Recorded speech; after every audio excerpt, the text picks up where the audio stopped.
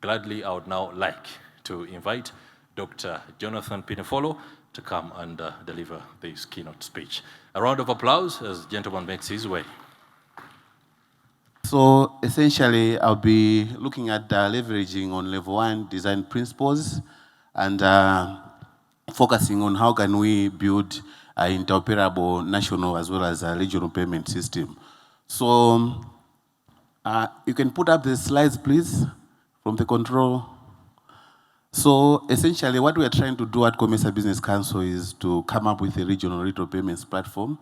And this payments platform is going to see commercial banks as well as non-banks, like for instance, MNOs, trying to be integrated to the payments platform.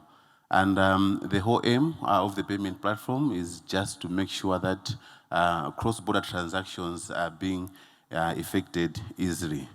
And as a matter of fact, if you look at COMESA, you know that when it comes to trade within the region, it's currently very low. We are talking of figures around 7% in as far as intertrade is concerned. So what we're trying to look at is to say probably this intertrade, this payment platform will also assist payments to be done easily within the region. And the other aspect is to do with enhanced financial inclusion. So we're looking also at impacts, like for instance, financial inclusion, but also we're even looking at MSMEs being able to participate in national as well as regional value chains. Please go to the next slide. So those are some of the project objectives. So as number 1, we're also looking at to connect it to an e-commerce platform whereby these traders will be able to check maybe what type of information, maybe they can buy, for instance, maybe cheaper fertilizer in another country, but also even to put their products, because most of them are those at the bottom of financial pyramid, and as such, they cannot manage to even host, like for instance, websites and others. Next slide. So in terms of the piloting, we are doing the piloting in 8 countries, and these are Zambia, Malawi, Uganda, Kenya, Ethiopia, Mauritius, Egypt, as well as Rwanda. So the choice of the countries was also based on the trading corridors. Like for instance, if you look at Malawi and Zambia, they are in the same trading corridor. If you go to East Africa, maybe countries like Uganda, Kenya, and Rwanda, but also we had to look at other countries like for instance, Mauritius and the like. Next slide, please. So far, I think this journey started way back in 2021, whereby we had to come up with a business case. And then after that, we had to come up with a business model. And recently, we were doing the proof of concept between Malawi and Zambia. The whole aim is just to make sure to see how best this can be implemented. And going forward, we are looking at integrating the platform by August next year. And then once the platform has been integrated, we'll now be adding some use cases which these operators can look at or which the users can benefit from. Next slide. So just to deep dive into level 1 vision. So the whole aim for the level 1 financial vision is just to make sure that everyone is connected. So we are talking about banks, commercial banks, whether government entities and the like.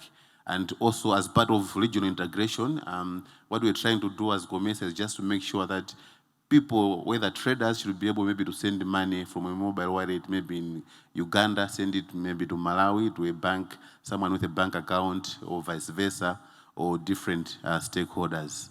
Next slide.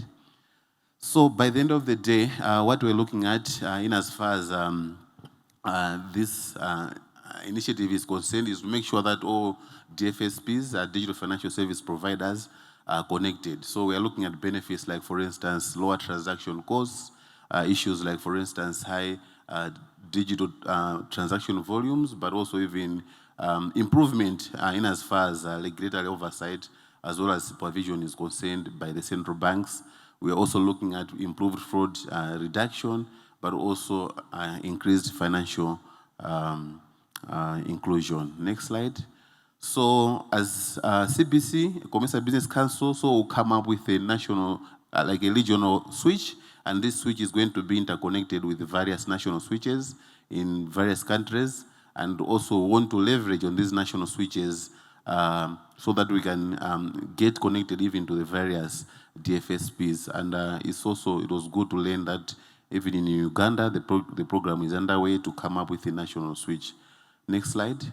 So just maybe for those who might not be aware, so those are some of the level 1 design principles. So we're talking about issues like, for instance, real-time payments, but also interoperability is very key, so that even when it comes maybe to traders within the COMESA region, they're able to send money from one country into another. We're talking about issues like, for instance, good user experience. We are looking at use cases that can drive scale, but also above all, we're looking at issues like, for instance, enabling programs. I think we have heard more people talking about capacity building, lack of necessary skills. So this is also some of the issues that this level 1 design principles is trying to address.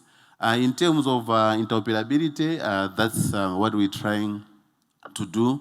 So as the regional payment platform for the COMESA, want to connect, as I earlier on pointed out, want to connect commercial banks, non-banks like MNOs through the regional retail COMESA switch. Next slide. So those are just some of the committed participants, like in the proof of concept between Malawi and Zambia. Next slide. The other important thing also that should be noted in as far as this level 1 design principles is concerned, is about government support, but as well as also regulatory oversight. So I must say that in 2021, the COMESA heads of states endorsed the project, but also we have been working hand in hand with the central bank governors. The other issue is to do with user programs. So we have developed also so many programs that will help MSMEs. Like, for instance, in our case, the program is targeting women-led MSMEs mainly. So we have developed so many programs that should help them to use the platform. Like, for instance, digital. We have got courses like digital platforms, financial literacy, e-commerce, business management, and others, which are being delivered through the e-academy, but also some of them are being delivered in person. Next slide. So this is the last slide. So in terms of the way forward, we already did the business and technical requirements, but also we are just finalizing our proof of concept, and going forward, we're looking at coming up with the payment platform itself. We're also looking at having like the use cases that should drive scale, like, for instance, P2P payments, B2B, merchants, and the like. We are also looking at the issues of affordability, because by the end of the day, most people will be able to use platforms if they're affordable. We are also looking at issues like, for instance, good end user experience. And once the platform has been commissioned, we'll be adding more COMESA countries. So in addition to the 8 countries which I talked about, in year 2, we'll add 7 countries, and then in year 3, we'll have all the COMESA countries, or more or less like integrated into this regional retail payments platform. And finally, we'll keep on monitoring and evaluating the payment scheme, because by the end of the day, what we are projecting at is to say we have to have at least like a 10% increase in intra-trade within the COMESA region. Next slide. And so that marks the end of my presentation. Thank you for your attention. I tried as much as possible to be very fast. Thank you very much.